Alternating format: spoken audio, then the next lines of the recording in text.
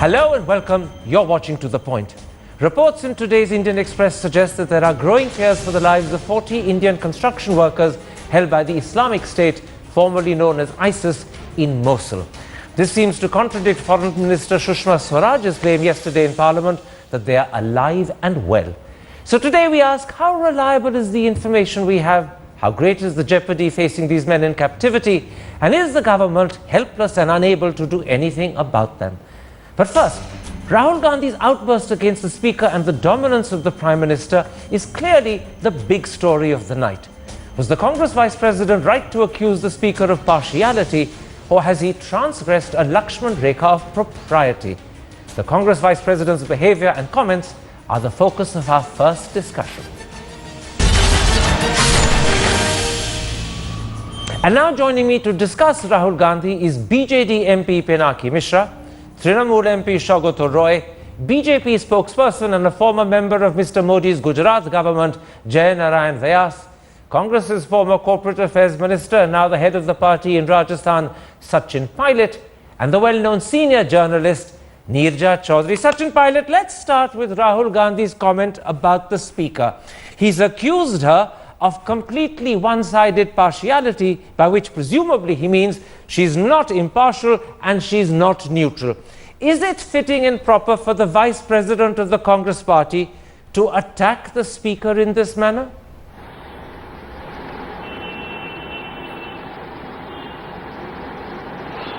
Well, I think we all respect the position of the Speaker, but the most important thing one must remember is the Speaker is above parties. And if any party in Parliament, especially the main principal opposition party, is not being heard, then I think it's something that needs to be taken up. And what must be done is that you are able to raise your voice. If you believe that the suspension of question hour is something that has been done before, but is not being done because the opposition wants to raise issues of communal violence, etc., after a point you are reduced to resorting to ways which are not usually done, by senior people in Parliament. But I think the situation demanded for him to have done what he did. And I think the whole party stood behind him. And I also believe that this real discussion is not about what Mr. Gandhi did, but the fact that the Parliament is a temple of democracy where every party has equal rights. Mind you, equal. You may be in minority or in majority, but you have equal right as member of Parliament to raise issues of public importance. And I think that was not being heard appropriately by the Honourable Speaker. And that's what the Congress Party made a statement about this afternoon. Neerja Chaudhary, Sachin Pilot was honest to say in that answer that Rahul Gandhi has done something which normally senior members don't do. Many others say that Rahul's comment is a reflection, A, of the Congress's frustration over the leader of opposition issue. Secondly, its minuscule size in terms of numbers on the floor of the Lok Sabha. And thirdly, that try hard as it wants, it hasn't made a significant impact either in the budget speech and certainly not in the TRAI debate. But does all of that justify calling the Speaker just 6 weeks or 2 months after she's taken over one-sided and partial? I think that is a premature judgment. I think you need to give, of course the question arises in many people's minds because she was a leading member of the Bharatiya Janata Party. Will she be partial given the majority the party has got in the circumstances in which she's functioning? But I think it would be less than fair to say that she has not been impartial. That's number one. Number two, I'm very conservative on how Parliament should run. I think there's simply no place for the kind of thing that every party has done. Go to the well and shout. What we need is arguments, sharp debate, the cut and thrust of debate to make the points. Jay Narayan Vyas, Arun Jaitley dismissed Rahul Gandhi's comments on the grounds that Congress is facing a palace coup. But have you forgotten that in 2006, it was BJP MPs who threatened to move a vote of no confidence against then Speaker Somnath Chatterjee on the grounds that he was A, biased against the BJP and B, not giving BJP MPs sufficient chance to speak.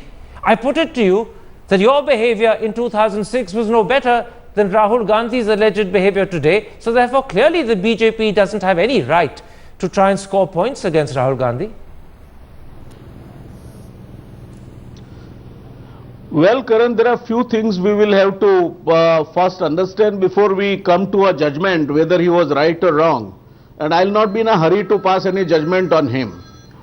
See, in Parliament, anything that you do, you get the time proportionate to the members that you have in the Parliament. So number one, it is up to your whip to allot you a time slot which is appropriate and according to your own understanding, that sufficiently gives you the opportunity to stand up and express your views adequately. So if you don't get the time, I don't think it is the speaker who allots the time, and that's wrong.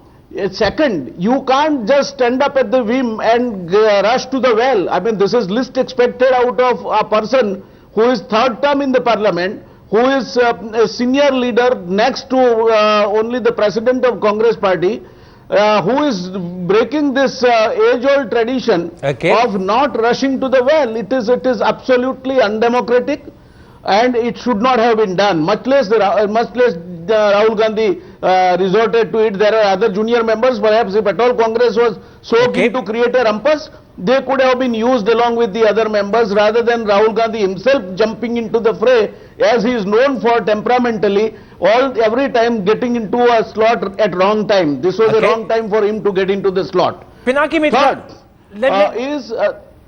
third. Go ahead quickly. Karan, the last point I wanted to say was that it is, I mean, the speaker's position is beyond any bias, and if you had any problem that you are not getting proper time or you are not being given appropriate justice, there is always a way of meeting the speaker in the chamber, expressing yourself along with your leader and the whip, and then getting her convinced. You know, this is not the way to accuse the speaker left and right, otherwise her position will be jeopardized. Pinaki Mishra, the key issue here is the belief that the speaker is being less than partial, the speaker is being one-sided. Now, many in Congress believe, and I'll be honest with you, many in fact outside the Congress believe that the speaker has taken unconscionable time over deciding the LOP issue. In fact, the budget session is about to end and no decision is so far forthcoming. To many, that suggests that the speaker is bending over subtly but cleverly to take the BJP position that Congress shouldn't have that job. Do you think the speaker is herself inviting question marks about her partiality by failing to come to a clear decision on the LOP issue? Look, Karan, the LOP issue apart, let me just say her conduct so far has been absolutely unexceptionable, and I'm dismayed that so early into the 16th Lok Sabha, a frontal assault has been carried out by no less a person than Mr. Rahul Gandhi in the well of the House, leading his minuscule forces, as it were. I think this was not acceptable. I think this has set a very bad example. And yes, on the LOP issue, I believe that perhaps a swifter decision would have been in order. But Rahul Gandhi's complaint today was not about the LOP issue. His complaint was, A, debate is not being allowed. Absolutely wrong. Debate is being allowed on every issue that has been raised legitimately and which has been raised by the appropriate rules. The House always conducts itself on the basis of listed business, Karan. You can't just get up, start waving newspapers and say that, I want a debate on X or Y subject. And therefore, the speaker always conducted herself in that sense completely by the rules, and unexceptionable conduct, may I say so. Number two, he says one man's voice is being heard, nobody else's voice is being heard. Now, this is really their private angst. This is, they've lost this election and they feel that Mr. Modi is too powerful now for them, and that's the only problem there is. So I think this entire assault on the speaker was really not warranted at all. The angst and the anger lies elsewhere, and it's typical of Mr. Rahul Gandhi's staccato style of functioning. That he in fits and starts, he will suddenly become aggressive and then lapse into long periods of somnolence. Somnolence. So unfortunately, it's very typical of his outlook and his behavior. Shaugata Roy, let me bring you in. Today's anger was because the speaker did not permit a discussion during question hour on communal developments in Uttar Pradesh as well as other parts of the country. Now, as someone who's a very seasoned parliamentarian, do you believe that given the prominence these communal developments have in the news, the speaker was wrong to refuse a discussion? Or do you think as speaker she was right to protect question hour? There are two things to this, Mr. Thapar. One is, if you ask me, did Mr. Rahul Gandhi cross the Lakshman Rekha? I think he crossed the Lakshman Rekha of parliamentary decorum on two grounds.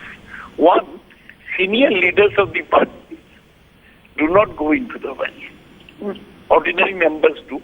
In the whole of the 15th Lok Sabha was disrupted by BJP members rushing into the well.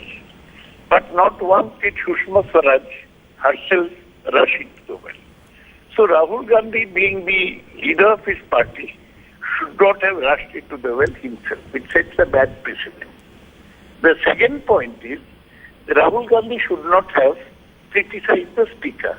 Well, I have no beef to hold for the speaker.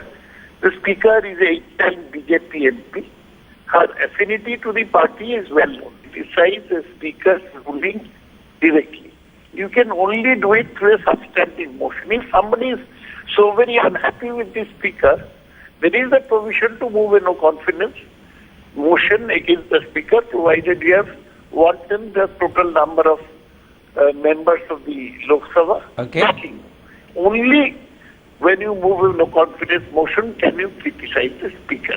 Otherwise, what about criticizing the speaker's ruling inside or outside the house is a contempt of the house. Let it be. I understand. What about my point? What about my point about refusing to disrupt question hour? The speaker said she wanted to protect question hour. She would not wave it aside to permit a debate on communal developments. Was she wrong to do that, or was she right to protect question hour? Answer that for me specifically. Well, you see, what they can cite is that BJP disrupted the question hour many times during the 15th and the 14th Lok Sabha. So they might have been demanding this, but if the speaker is insisting that the question hour be held, I think she is right in that, because question hour is one time when members get the opportunity to elicit information from the government, which is very important. Speaker has been trying to protect the question hour. Though my experience was that one day I had a question listed, which was to be replied by the Prime Minister. On that day, she adjourned the House during question hour in 10 minutes just because some Shiv Sena people were creating some shindig. Yes, but let's not go into other previous incidents, because I think it will get confusing. You're making a double point here. Members have a right to raise critical issues and demand answers from the government. That is what they're there in Parliament to do. But equally, question hour is sacrosanct. And so, in a very real sense, each person will have a different answer on whether question hour is sacrosanct or whether question hour should have been disturbed to permit a debate as Rahul Gandhi wanted. Let's move, Sachin Pilot, to something else that is connected with the Rahul Gandhi incident of today.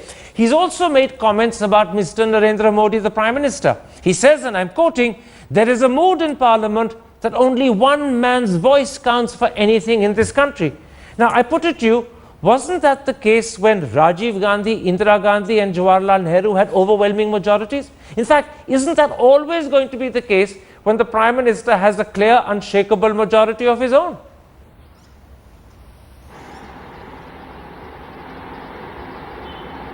No one is doubting the authority of the Prime Minister of India. He's been elected and he is the Prime Minister of this country. There's no two views on that. But in a parliament, when there is a debate, when there is discussion, when there are 35, 40 parties in parliament, I think to maintain the sanctity of our democratic process, it's important to have a robust debate where impartiality must be paramount at all levels. And if people, someone made the point about the number of MPs that you have. What about parties that are single members? What about independent MPs? Even they have voices. They have been elected by the same people, who have elected the BJP. So parliamentary democracy means that everybody must be heard. And when people are being killed, there is a religious outrage going on in communal violence in so many states, including that of my own Rajasthan. I think the parliament must hear what some MPs have to say.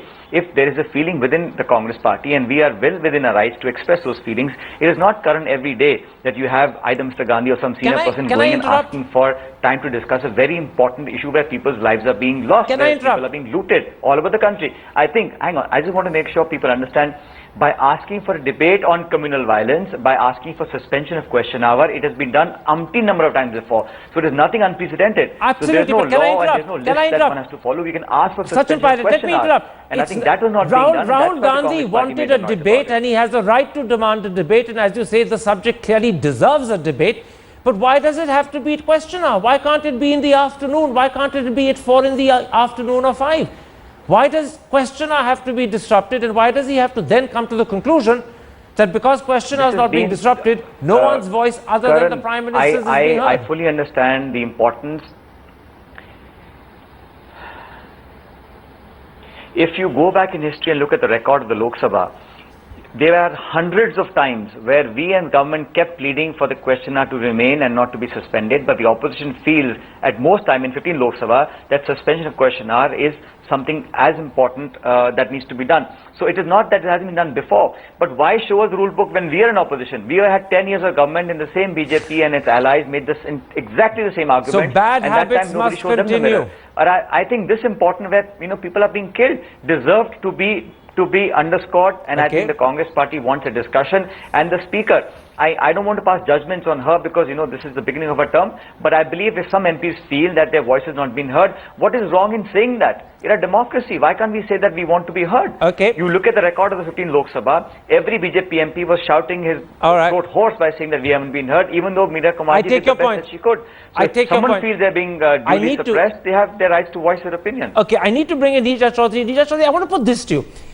Is it the impression that Mr. Narendra Modi and the BJP are shutting out opposition voices, as Rahul Gandhi was clearly suggesting, or is it that these opposition voices are so small in number, they've been reduced to such minuscule numbers, that they're struggling to be heard? I think I would say it again premature. The speaker should have been given a couple of days more to allow time, to allocate time for the discussion. But I would go along with Sachin when he says the BJP has no right to take a high moral ground to say that the question hour is sacrosanct. But you can argue the opposite. Just because the BJP was setting bad precedents and following bad practices doesn't mean Congress has a right to do the same. Because then Parliament will never improve. Yeah, that's correct. That is the point I want to make. But the people of India have a right to expect that Parliament will really function as it should. Karan, when I was a cub reporter, ministers would not talk to you the day before their question hour was there because they were preparing for supplementaries. That's no longer the case. But that doesn't mean those things should not be restored. Yeah, but my question was this. Is in fact the BJP shutting out opposition voices, or is the opposition so small in number that their chance and opportunity to be heard will shrink? Well, it depends on the opposition. The good thing about Rahul Gandhi, if you decode it politically, I would like to know, does this really mean he's going to now lead from the front? Well, that's another question. Let's come to that later. Does it mean that the Congress is going to be more aggressive? Let's come to that later. Let's go step by step. What's your answer to my question?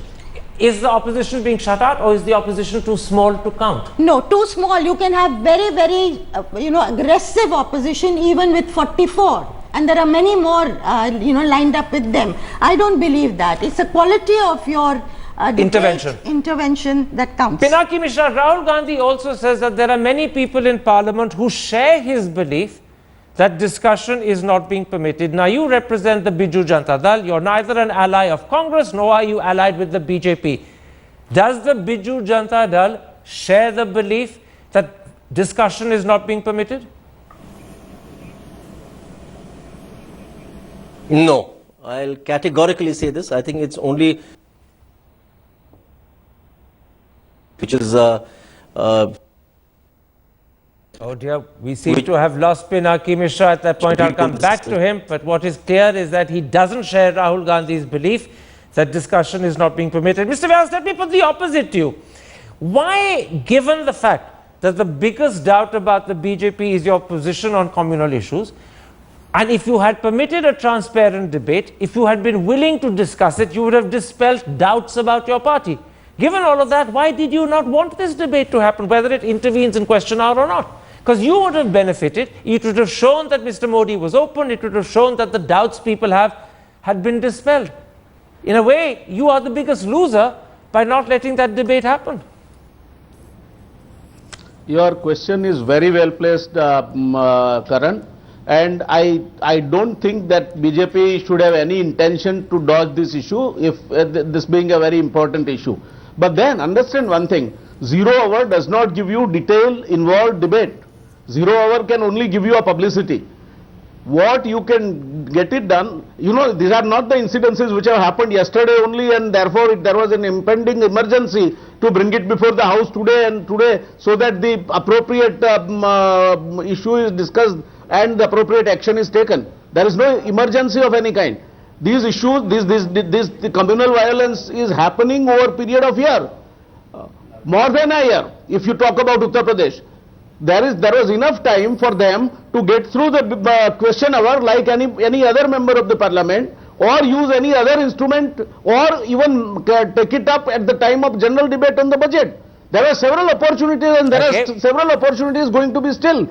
You want to just raise an issue and create a situation where neither you will get proper answer nor you will be able to justify the subject. If you are really serious about it, if you wish that this issue must be discussed threadbare, give appropriate notice, come through a proper rule, and then take the debate. I don't think there is anything wrong in that, and that is absolutely a right of any member of parliament, not only the opposition but even the independent members. That during your discussion, when you get pro rata time on budget or even general discussion on the budget, you can bring in these issues. All right, you've made that point, you made it very eloquently, but I want to put a somewhat different one to Saugata Roy, and it's one that you may not particularly like, Dr. Roy. I want to put this to you. Is it the government and its brute majority, if I can use that phrase, that is discouraging and not permitting discussion, or often is it in fact the U-turns and flip-flops of individual parties that ends up ensuring awkward questions don't get asked? Do you remember what happened to you in the case of the TRAI debate on day one? You actually opposed the introduction of the bill. On day two, you had to absent yourself discreetly from Parliament because your party done a flip-flop and decided it wanted to support the bill. So is it the government that stops debate, or is it the flip-flops of parties that makes debate ineffective? You've posed two questions. Let me reply to them. One is that regarding the TRAI amendment bill, I had thought personally that this should be opposed, and I basically believe that any opposition should oppose any ordinance brought by the government because they short-circuit the parliamentary process. My party thought otherwise, so they took a stand. I had said what I wanted to say in parliament, and I did not withdraw it, but if the party takes a stand, it has a right to take a stand. But to link that to the present question is not right, because you mentioned in this course of today's discussion 10 times that the government has got a great majority. Great majority has nothing to do with parliamentary discussion. If you remember that throughout the 50s and the 60s, the opposition was in small number, there were no recognized parties. Yet we had several great parliamentarians starting with Hiren Mukherjee and Nath Pai and Madhu Limay and Jyotirmay Basu, who were able to put the government on the mat with their small numbers. The main thing is not the majority that the BJP enjoys. The attitude of the BJP is not to give parliament that importance, and that is brought out by the fact that the Prime Minister Narendra Modi rarely attends parliament. He has got one day in Lok Sabha, Wednesday. Even then he is not present throughout the question hour. He doesn't think that parliamentary business is sufficiently important for him. And also the earlier BJP person was saying that communal rights can be discussed during budget debates. In budget debates you don't discuss communal rights. If we had the debate on home ministry, maybe we could have.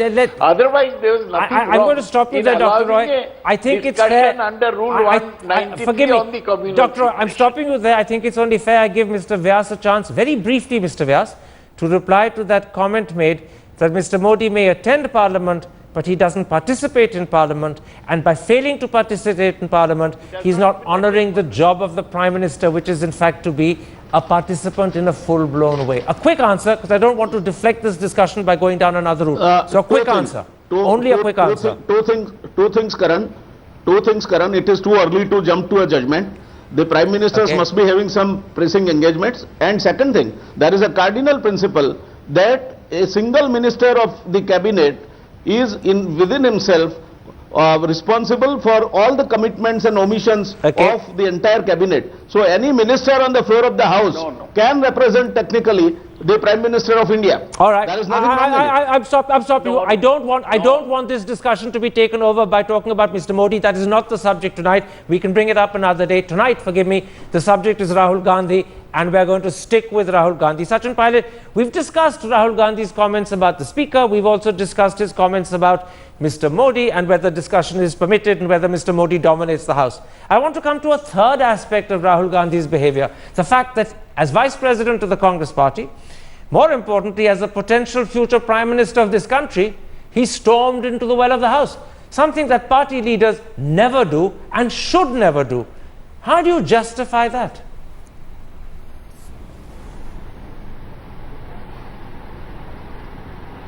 Well, I think Mr. Gandhi has been in Parliament for more than 10 years.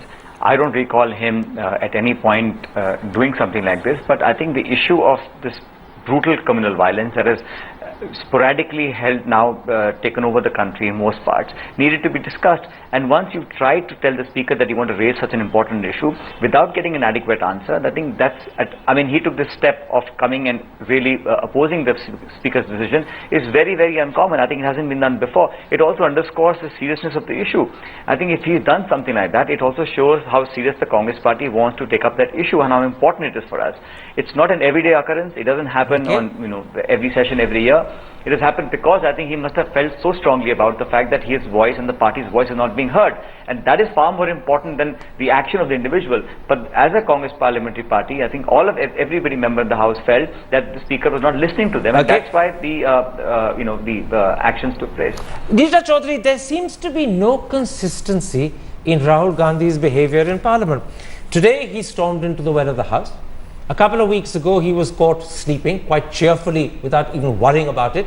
And then, for most of the time, he usually sits in the backbenches and maintains deafening silence. Do you think he's confused about how to conduct himself in Parliament? I think, one would like Rahul Gandhi to speak more in Parliament on major issues. He's not taken that opportunity in the last 10 years. I think he's spoken only twice. One would like him to give a strong lead to his party, and that assertiveness in putting the government on the mat must be reflected in his speeches. I don't welcome this rushing into the well without the Speaker having decided when or if the time is going to be. Was this a lapse on Rahul Gandhi's part? He's often, do you remember when he tore up the ordinance about the convicted legislators? He seems to, retire and then go for an overkill. Is he impetuous? I don't know whether he's impetuous. Thoughtless at times? He's come under attack a lot, including from his party men, and there has been a feeling that he doesn't want to lead from the front. So is he trying to rectify that? In the last days, there has been a demand, bring Priyanka Vadra to the fore. So is this a reaction to that? I don't know. His sister's threat has revved him up. I don't know that, but... Pinaki Mishra, there is a belief in the media that in fact what Rahul was trying to do today was to project himself, to perhaps suggest to the country or at least to MPs in Parliament that he is a sort of head or leader of the collective opposition. Is there any sense in which A, you agree that Rahul Gandhi is projecting himself as the leader of a collective opposition, and B, are you and the BJD prepared to follow his lead?